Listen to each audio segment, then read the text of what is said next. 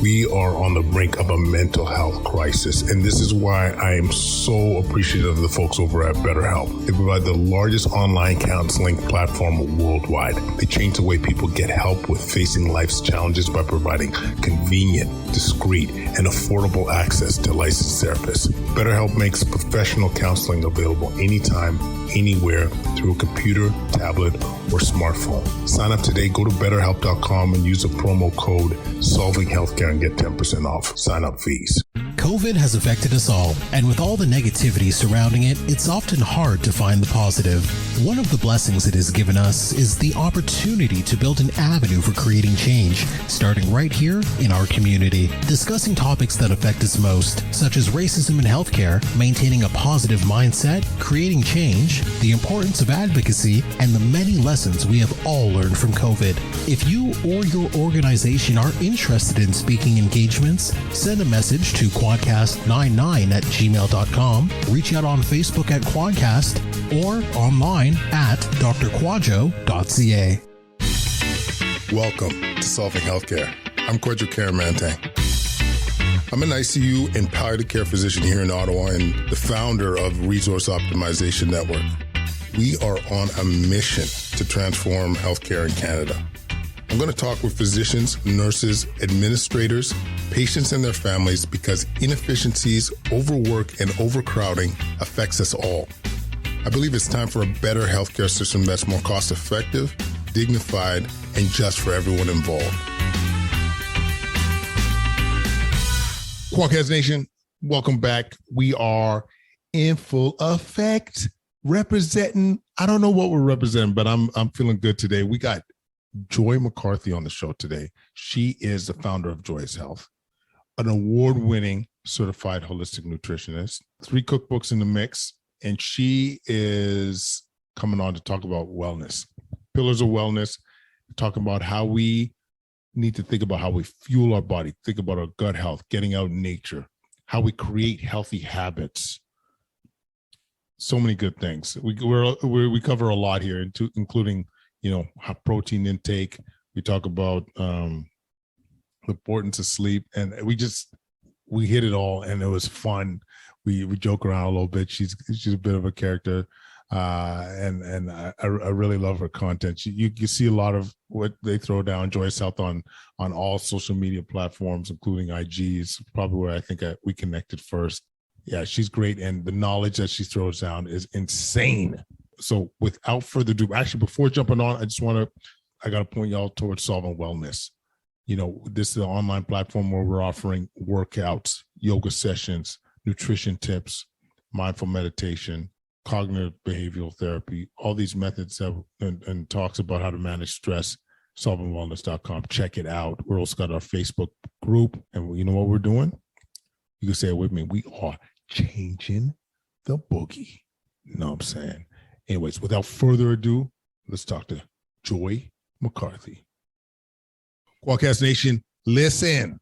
We got another doozy for you. We got some straight up joyousness. I had to do it, Joy. I'm so sorry. I had to do it. No, don't be sorry. It all the time. I get it. Yeah, I'm sure you get it all the time. Joy McCarthy, the founder of Joyous Health, author, podcaster, Instagram phenom. Welcome to the podcast. Thank you. I need you to introduce me all the time. When I meet people on the street or at my next talk. Oh yeah, I mean, are you for hire? Oh, of course. That's my second job. I just go up and hype people up. Like, ladies and gentlemen, we're introducing Joy McCarthy. Yeah, no, no, but I mean, you deserve it. You've been like what we call changing the boogie on the show for many years. So yeah, we're here to talk about wellness, things that we could do at a basic level to improve our overall well-being. But I want to hear a little bit about your story, Joy. I know we were talking offline that you've been tackling these topics. This is like roughly 2006, which is coincided was the last year I was happy. Yeah,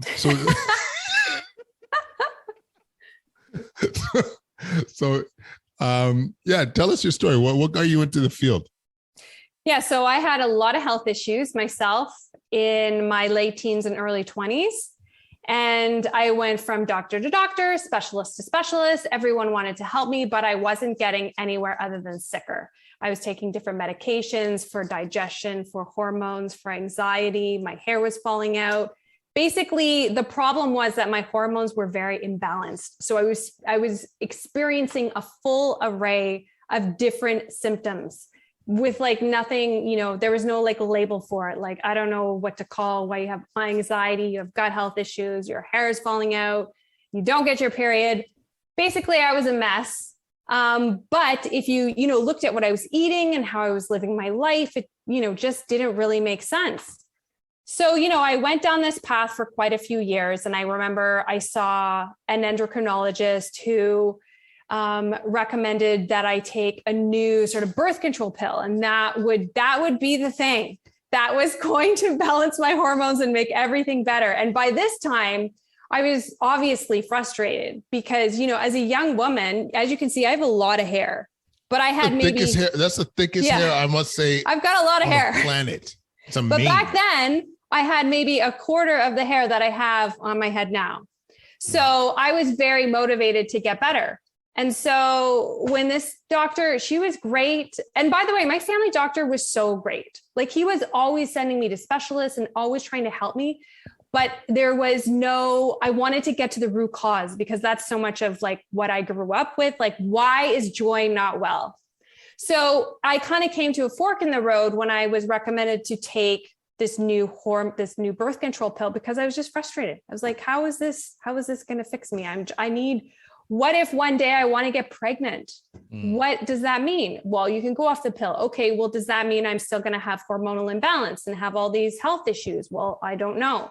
So I decided to essentially take responsibility for my own health and take my health in my own hands, so to speak, take the best of Western medicine and the best of traditional approaches and combine them. And I healed my body. And it took me about 6 months to start to see my hair grow back. My digestive problems vanished. My anxiety vanished. Although if I fall back into previous habits, I do start to feel anxious again. But I went back to my doctor. He did all the blood work. He's like, what did you do, Joy? Like, we've been dealing with this for years and you've healed your body. Way to go. So that inspired me to learn more, go back to school because I spent the first 7 years of my career in marketing and advertising. And I was like, wow, I just really need to learn more. So, it was through my diet. It was changing my diet, like, not like crazy changes though, modest changes, not exercising as much. So doing things like yoga and meditation, like slowing down a bit, getting out of a really crappy relationship. So it's truly a holistic approach, what healed my body. And it wasn't overnight and it wasn't from, a quick fix or a pill. It was from doing the work. And so now, I'm mid 40s now. So 20 years later, I'm still learning and I'm just on a mission to inspire and educate as many people as I can to do their own research and dive into figuring themselves out. Because I always say that you are your own best nutritionist. You know yourself way better than I do. Yes, I can help guide you because I have expertise in nutrition, but you know your body way better than me. So if you find that eating a certain way is not making you feel good, if you have your Starbucks skim milk latte with sugar-free, whatever, and you have a bellyache after, your body is giving you signs and symptoms. So really, we need to just pay attention to the signs and symptoms that our body is giving us and try things. It doesn't mean you like go off dairy and never eat dairy again and now you're a dairy hater. It just means you take a break and evaluate how you feel. That was a really long-winded story. I'm sorry. No, I love it because we hit up a few things. The first thing I gotta say is there is no way you are in your mid-40s. I don't know if you guys gotta just ID Joy here, but there's no way you're in your mid. I was like, how old? Anyways, but you look way too young for that. Thank you. I appreciate it. No, absolutely. Maybe I'm just really immature. I'm very childish. Hey. Hang on to that. That's what I think that's sometimes the fountain of youth. And sorry, folks, you're hearing Coco in the background and there's no way to find that off. I'm sorry. The second thing I really appreciated what you say was getting down to root cause. Like, Yeah. I don't think we answer that or approach things that way enough. Like when we really think about what, as you said, if I come off that pill, I want to start my family, is that underlying issue still present? You know what I'm saying? Like, so such an important thing to be asking. And then the third component of what you threw down too is like the personalized approach, like not having some cookie cutter bullshit saying like you need to be intermittent fasting, you need to be vegan. You really thinking about listening to your body and learning from that, because we all, as you said, we are our own nutritionalists. We're our own best nutritionist. And there's how many people on planet Earth now? So they're almost 8 billion. We're over I'll go like 7.5. I always use. Okay. So 7.5 billion people on planet Earth. I really believe that means there's that many different ways to eat. Like there's no one perfect diet. Of course, the Mediterranean diet has probably the most research. And if I was forced to twist my arm to pick one diet everyone should eat, that would be my favorite. But I'm not saying, I definitely don't think that everyone should eat the same way, for sure. You have to figure out what works for you. Yeah, no, 100%. And so, as we said, we're here talking about like, wellness and how we can approach it. And one of the key components that when you were talking about your own experience was, how to create healthy habits, how to really approach these things. Because I must say, this to me is one of the biggest roadblocks for a lot of, especially healthcare professionals. Your schedule is shit. Yes. Things seem daunting. You're busy. You got multiple kids, maybe you're sleep deprived and all these things. So there's a lot of things on the wish list of how to get healthy and how to take care of ourselves. But sometimes it just feels so daunting. So like, do you have advice for folks or a way of approaching creating those healthy habits? Yeah, totally. I think before we get to that, I think it's also about a mindset shift. Really think like if we could focus on one pillar being food and nutrition. And if we really, I think it's important for people to think about the food you eat, the food you drink is providing the raw materials to create energy at a cellular level. This is going to provide you with amino acids. This is for mental health, to make neurotransmitters, to support your mood.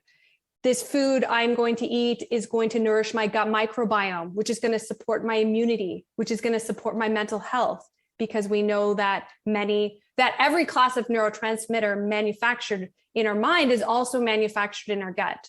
So I think it's about a mindset shift of like, what I'm actually eating, what is it doing for me? So knowing that what you put in your body every day is going to support your mood, your mental health, your immune system, your skin, and thinking of food differently.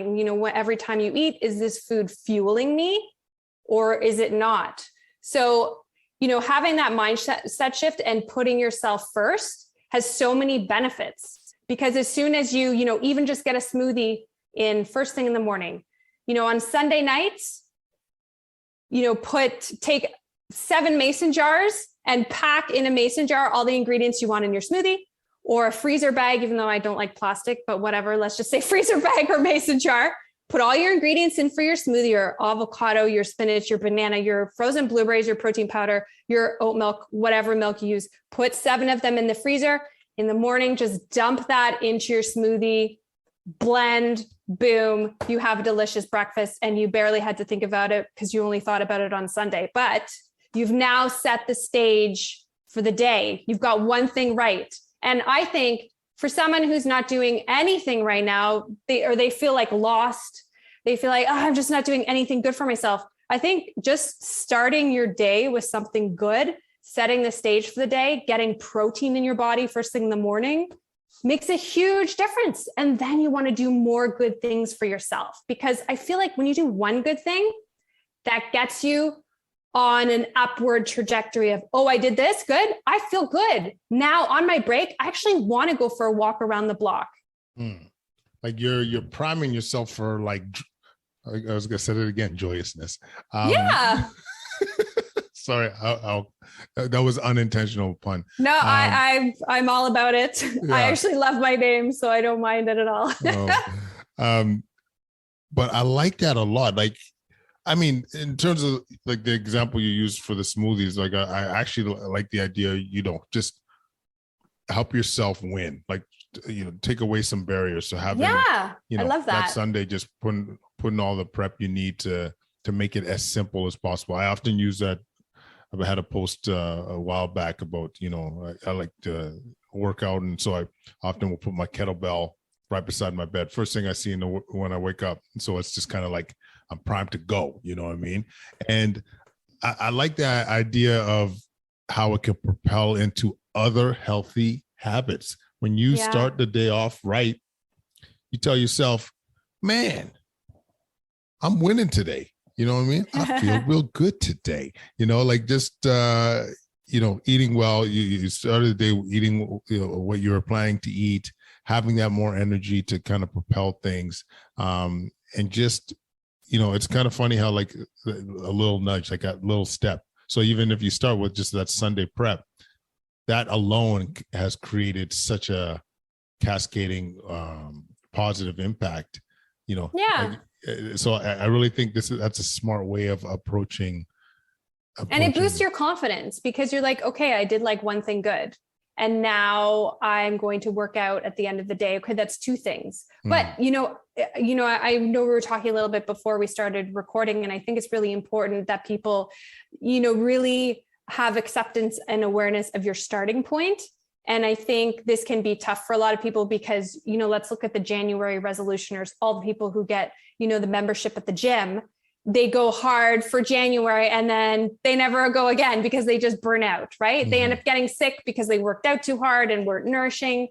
So rather than, going all out, like just start slowly. This is so hard for type A people though, I realize, but I've had many of those clients over the years who are very type A and I've managed to crack them and get them to slow down. And sometimes it's about slowing down so that you can keep up with life, really. And, there's other simple habits I can share if we want to dive a little bit more into nutrition, like simple things that people can think about that don't have to be overwhelming. Because, you go on Instagram and you see people have they post their, 7-day meal plan, all their meal prep that they've already done for the week.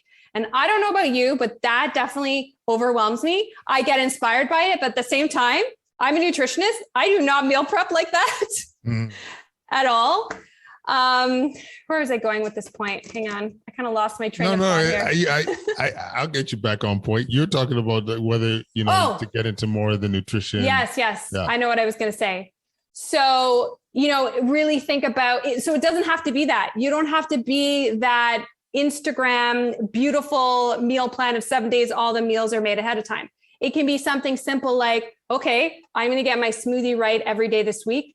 And I'm going to make sure that at every meal and snack, I have some form of protein, fat, and I eat more colorful foods.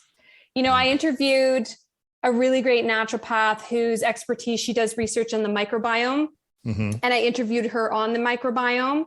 And I'll never forget what she told me. And she said, Joy, everyone should aim to eat 30 different plants per week. And when she told me that, I was like, oh, yeah, no.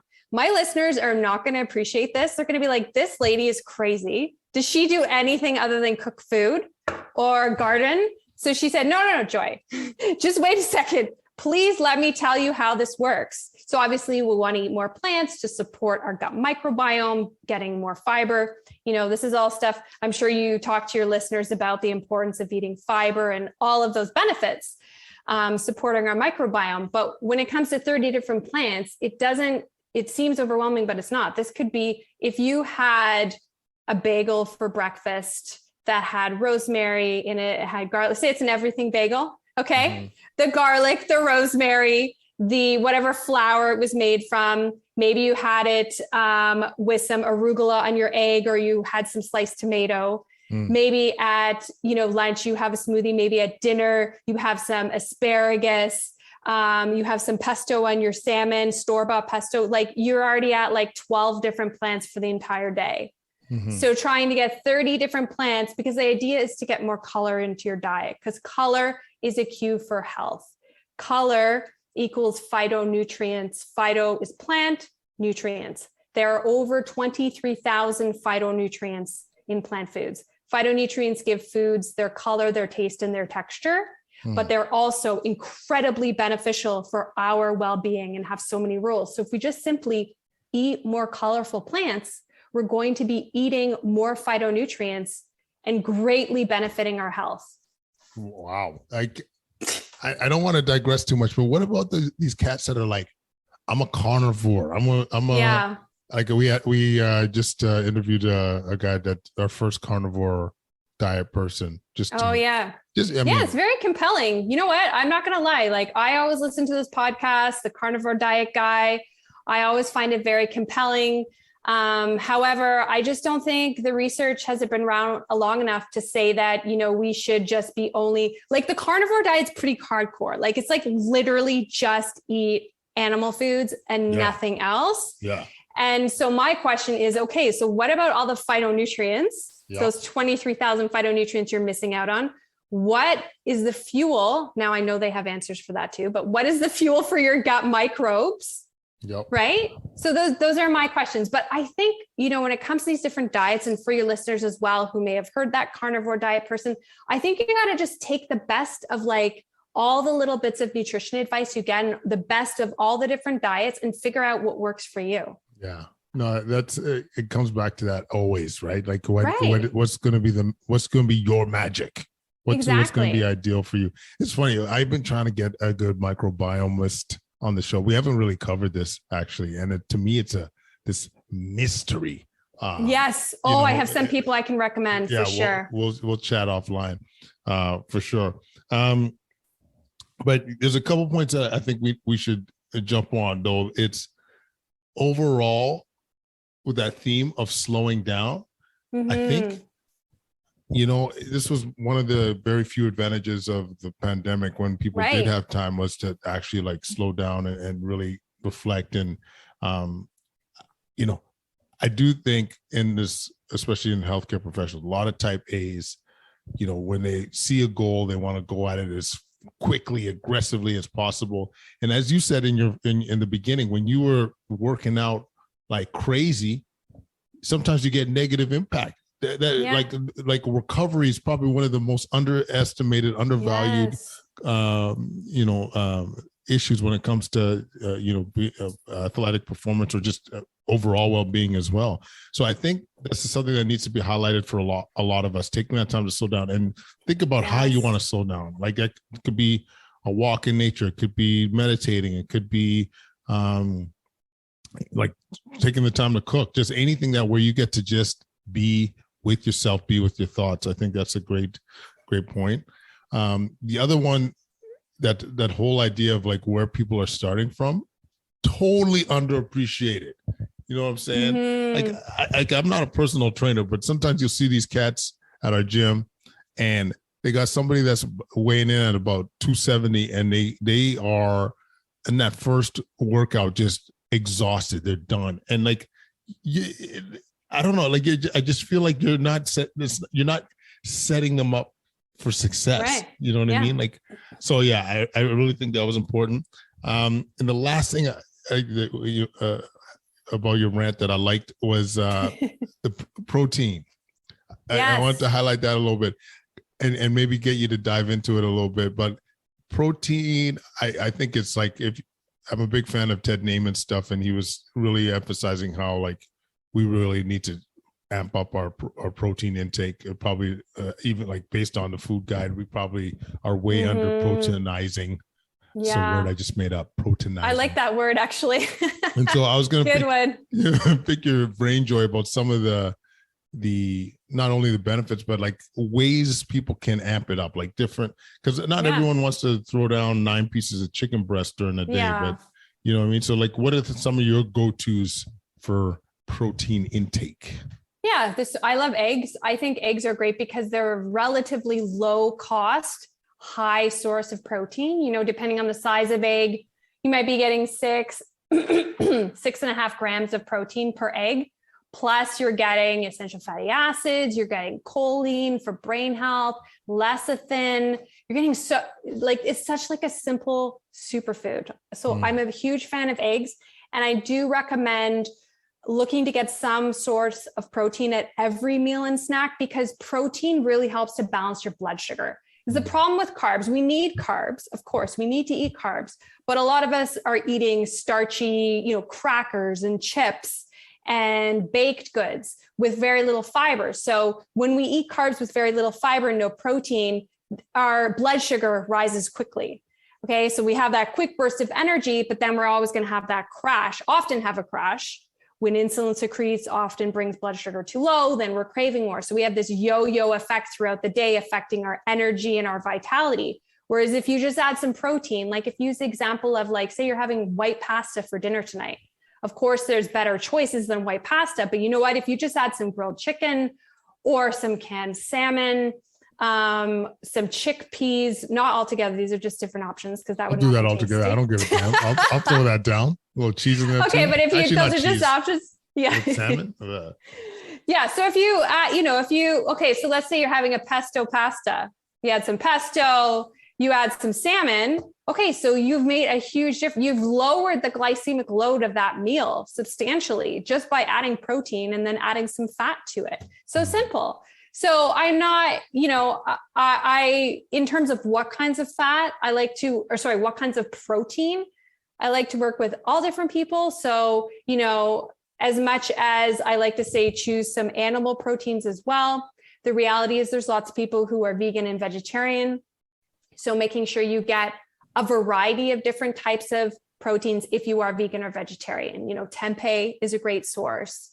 Tempeh is fermented soy, so it's good for your gut microbiome. Lentils, chickpeas, and then of course, I'm a huge fan of fish. We eat a lot of fish in our household because I find, again, it can be, depending where you're shopping, but a more reasonably cost protein. It's high in protein, but can be more reasonable than buying, say, some grass-fed burgers.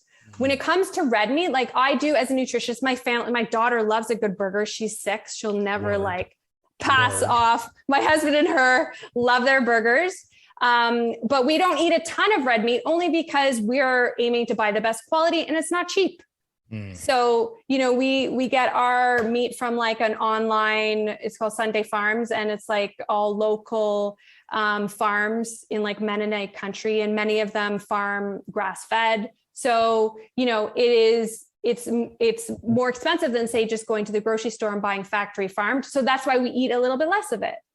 So yeah, those are some good options, but eggs are probably one of my favorite things to eat to set the stage for the day. So sometimes it's just a quick scramble. Sometimes this morning when I got to the office, I just hard boiled a couple eggs because I knew I was doing this podcast. I knew I had another podcast this morning. So I want that brain power fuel. Super and then, yeah, exactly. And for lunch, I had a massive kale salad with chickpeas. So my lunch was all plant-based.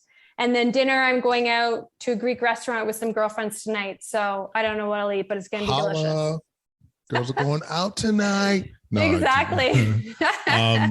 No, that sounds amazing. But yeah, I just think it's important to, as you said, fueling can set the tone for the day. It could set your mood. It could set your ability to create to achieve your goals.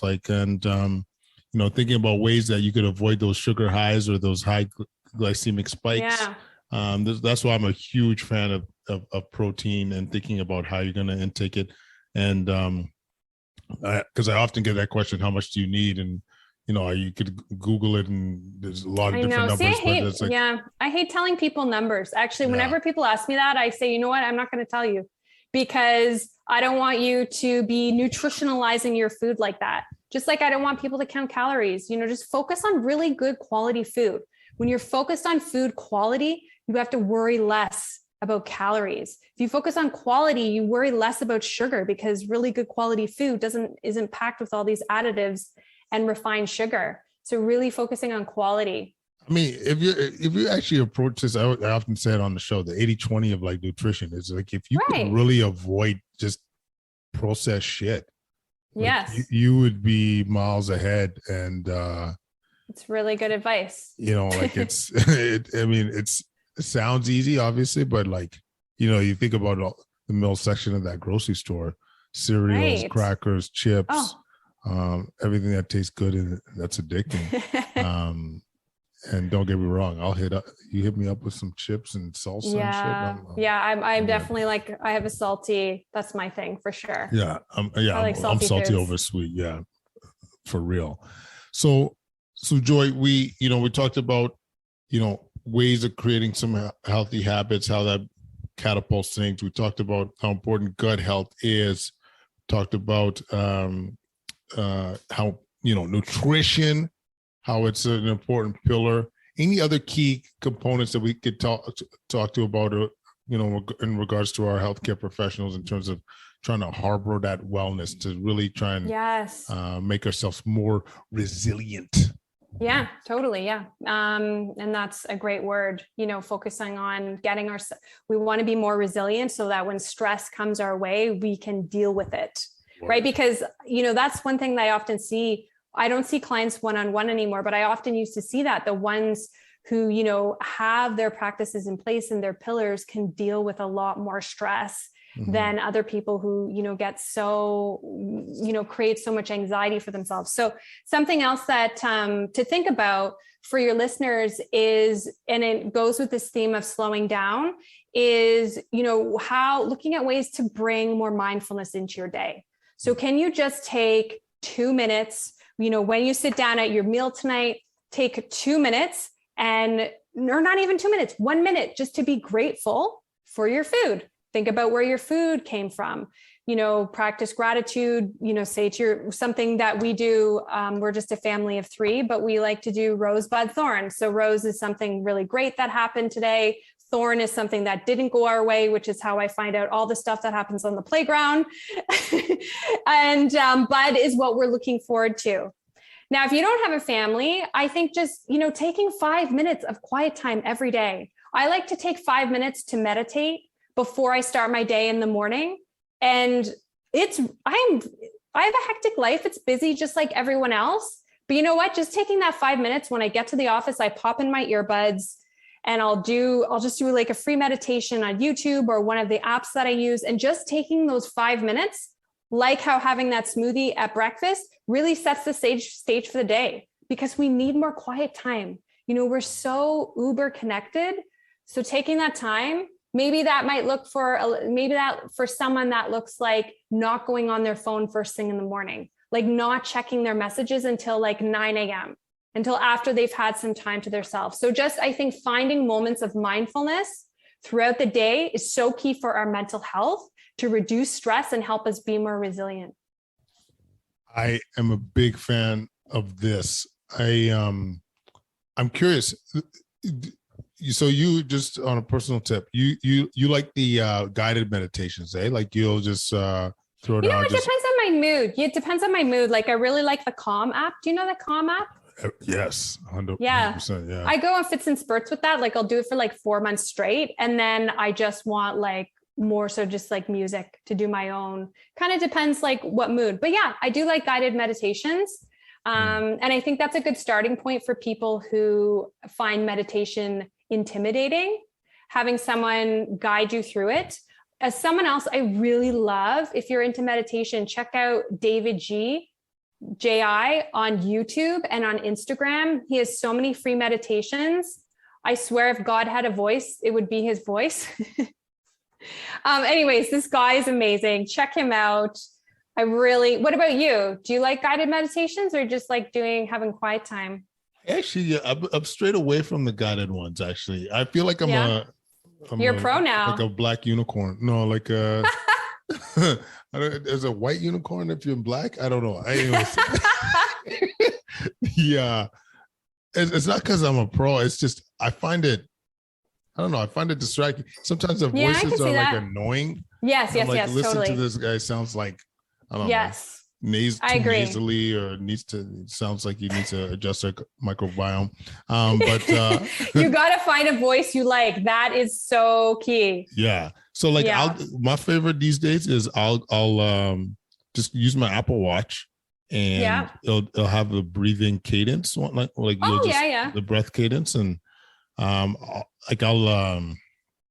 take every second breath. Like I like really slowing down the breath and just focusing on that for honestly, sometimes I'll do it at a minute at a time, sometimes 3 minutes. So easy. I think creating more quiet time, maybe it's just a stage that I am in life right now, Joy, but to me it's so important. And even little things, like if I'm waiting in line at Timmy's for a coffee or something, I'll not go on my phone, for example. I'll try and do that a little bit more. Yeah. And just it take makes it all a really in. big difference. It really does make a difference. Yeah. I'm a big fan when I'm in, I really don't like driving, especially living in Toronto. There's traffic all the time. I fucking hate Toronto. Toronto folks. Yeah, no, I hate traffic too. And I hate driving. So I often in my car do 4-7-8 breathing to stimulate the relaxation response. And just doing that, like 10 times is so relaxing. Takes your nervous system from sympathetic nervous system mode, as to parasympathetic. Just doing it even 10 times, breathing in for a count of 4, hold for a count of 7, breathe out for a count of 8. Some people do box breathing, a 4-4-4 count, but just breathing is free. It's available to us at any time, and we can immediately feel better. I need to do a proper show on breath work, folk. I think this is one of the you should beautiful hacks. Like I was a big fan of the Wim Hof stuff for energy, getting more energy. But it's the exact opposite. If you need to settle down that nervous system, I was thinking about it as your inhale to exhale ratio. I always think if you're looking for more parasympathetic, then it's longer exhalation. It's just something simple that you have at your you don't need equipment, you don't need a pill. Exactly. It's so easy. Yeah. And at the same time, you could be mindful while you're working on it. I love it. But really thinking about how to create that more time. And I'm curious, like when you went to doing the AM meditation time, was that was it challenging or to create that habit? Because I could hear the voice of so many people right now saying, I go, first thing in the morning, I got to get my kids up, do all this, blah, blah, blah. But, how did you create that habit, or was it challenging at all for you? Yeah. So yes, it was challenging from the standpoint that I had to first figure out when is the best time to do this. Because first thing in the morning wouldn't be the best time because, I only have one child, she's 6, but the first thing in the morning, she's, comes in, jumps on the bed. I don't have my mornings to myself. I actually really like mornings, but I don't have them to myself, which is fine. So once I get to the office, I very rarely schedule meetings first thing. I do have that availability to make my own schedule, of course, but it is just 5 minutes. Sometimes it's just coming into the office like 5 minutes earlier. And then, you know what? Some days I miss it, and that's fine too. Then I just do like my 4-7-8 breathing. Or I get out, if I decide that I'm going to get to the office early. So my office is right near High Park, is in the High Park area in Toronto. So lots of times I'll just go to the park and I'll go for like a quick 15-minute walk. I'll do like the top loop. And that in and of itself is like a meditation. Yeah, no doubt. Like I think sometimes people think meditation, you got to be still. It's really just being, I don't know, in a way, being really focused on an activity where you're not, I don't know, ruminating on everything. But like I like walking meditation for real. And then you also like, it's also the other component of some of this is killing 2 birds with 1 stone. Like as you just mentioned, going out for your walk, you get a little bit of, exercise, get a little bit of like mindfulness, but also being out in nature. I think that is, I don't know. I feel like that's an underrated tool. Like we have a hiking group amongst our wellness community and our ICU group, and that's great. I don't know. It feels, just being out in nature and being with each other. It feels like it's therapeutic. Oh, it's the best. I mean, it elevates our mood, boosting neurotransmitters. It helps to balance our body's circadian rhythm. So there's hormonal benefits. There are so many benefits. There's a really great book by Dr. Alan Logan called Your Brain on Nature. I think this book is probably like 15 years old. Anyways, I recommend it to your listeners because if you need to be convinced, but I feel like no one needs to be convinced that nature is good for them, right? It is so therapeutic. We all know, like, just go out and hug a tree and like breathe in the volatile oils of the trees. Those are essential oils that, you know, calm your nervous system. Just breathing in fir trees is so good for us. And, you know, when you're, go ahead. Sorry, no, go ahead. I was just going to say, when you're going for a walk, take opportunities for mindfulness, put your phone away and take an opportunity to notice how beautiful the sun looks shining through the trees, or how the leaves sound as they're rustling when the wind blows, or the sound of the birds chirping. You know, these are all things that support, like hearing these sounds are calming to our nervous system and reducing stress and helping to build our resilience and helping us feel joyous, really. Can I be honest with you? I don't know how this is going to come across, but in my 40 plus years of life, I don't think I've ever hugged a tree. I don't think You haven't? Oh my gosh. Like the way you're saying this. Do it. No, okay. You're saying this like it's coming. Yeah, but that's just putting your feet on like barefoot on the ground. No, but you can ground with your hands. You can ground by like hugging a tree. It's even better. It's even better than just walking barefoot. No, I'm going to say this, Joy. I don't know. Like, you're throwing this down as if this is like a common occurrence. And I just don't know if I don't know if I know that many people that routinely have done it or have done it before, but I'm sure maybe I'm just ignorant in this. You know what? Let's fight you. Well, we'll find out when you post this. We'll find out if your listeners ever hug trees. I'm always telling people to hug trees. My daughter hugs trees all the time. It's the cutest thing ever. Yeah. And she tells me how good it makes her feel. Yes. I mean, I might hug a tree. Actually, no, we were in the one of the redwood forests in California. Oh yeah. Yeah. It was magical. It was like, honestly, magical.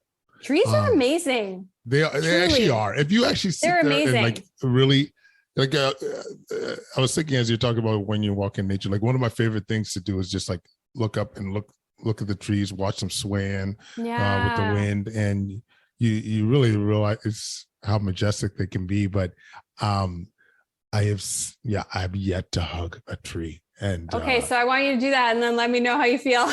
Yeah, I mean, I'll let you know. I just do I do it in public or do I? No, you can where are you in Toronto? I don't know where you're located. I'm in O-Town or Ottawa. Oh. Sorry. Oh, you're in Ottawa. Oh my gosh, you're close to so many beautiful green spaces. Oh, yeah, so you can go into forest and hide, so no one sees you if you're there. No, I like to think that I'm secure enough to hug a tree in front of people. But I do it right out on Bloor Street. Like, do you know Toronto? Yeah, that's like a very busy street, and High Park is right up Bloor. I'll like full on like hug a tree. Just full blown hugging. Yes. Actually, if my wife saw that, she might actually think I was having about to have a seizure or a mental breakdown. Because, this is maybe I won't warn her. I'll just do it. Actually, that I'll film that. I'll just do it and not give her the heads up, and she'll call 911 immediately. You'll see it. You know what? There's a doctor in the States named Dr. Laura Carnivore, and she's an MD. She's wrote a book. Sorry. She's not a vegetarian.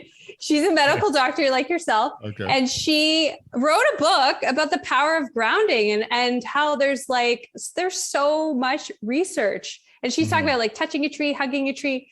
Anyhow, her book, what was it called? Earthing or Grounding? Anyhow, she'd be a great guest for you. Well, now she has to be. Yeah, she is just a wealth of knowledge.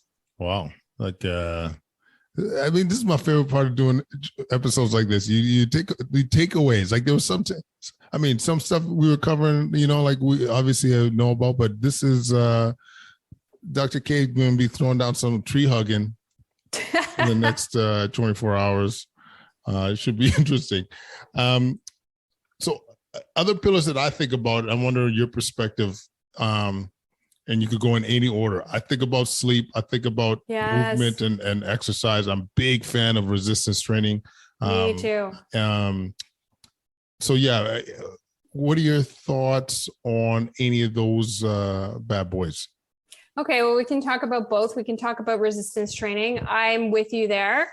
I would much rather lift some weights than go for a run any day, personally. And I think especially, I don't know how many of your listeners are women, but I think mostly women don't realize the power of lifting weights for helping to balance their hormones, helping to boost their confidence, feeling better in their body. So I personally lift weights. I lift weights 3 to 4 times per week. And I don't do like a ton, like my cardio is more like, honestly, like going for a walk where there's a lot of hills. I have a Peloton bike. So in the winter, I go on my bike, and in the summer, I just ride my bike more. But yes, resistance training, so many benefits, especially for, as we age, for bone health, preventing osteoporosis, so many benefits.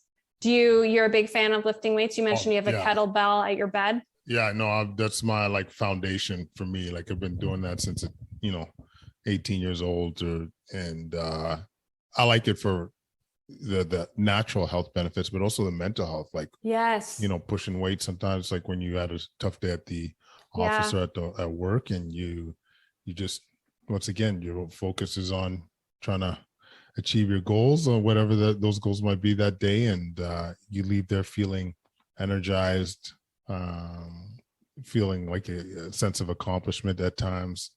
No, I'm a big fan. I'll say, like we talked about, I'll always think about personalizing like activity for people, but if you have that ability to add weight training into your regime, you'll never hear me say no. I think it's so underrated. And even just, if someone doesn't have a whole setup, if they don't have weights in their house, just starting out with using your own body's resistance. I mean, you can find so many there's so much there on Instagram, on social media, on YouTube. There are so many free videos. Like, it doesn't have to cost money. You can find, there's lots of people sharing how to, do a full body workout, a 20-minute workout without weights. And I'm a big fan of 20 to 30 minutes. Like, I don't go an hour. My husband is similar to you. He gets his stress out by lifting weights as well. But I like shorter amounts because I don't know. I just feel like I don't have time. Yeah. It's just about finding time, right? Yeah. So sometimes I just come home from the office and I'm like, okay, I got to get dinner ready. I'm going to put chicken in the oven, sweet potato in the oven. Okay, now I got 25 minutes. I'm going to do my workout, and then I'm going to come back up and make a salad. Dinner's done. I've done my workout, and my husband can put our daughter to bed because I'm off duty now. Yeah, no, 100%. I really like the condensed stuff. I mean, I'm a big fan of high intensity interval training too. Hammering a workout within 10 minutes. I'm saying it really 10 minutes. That's even better.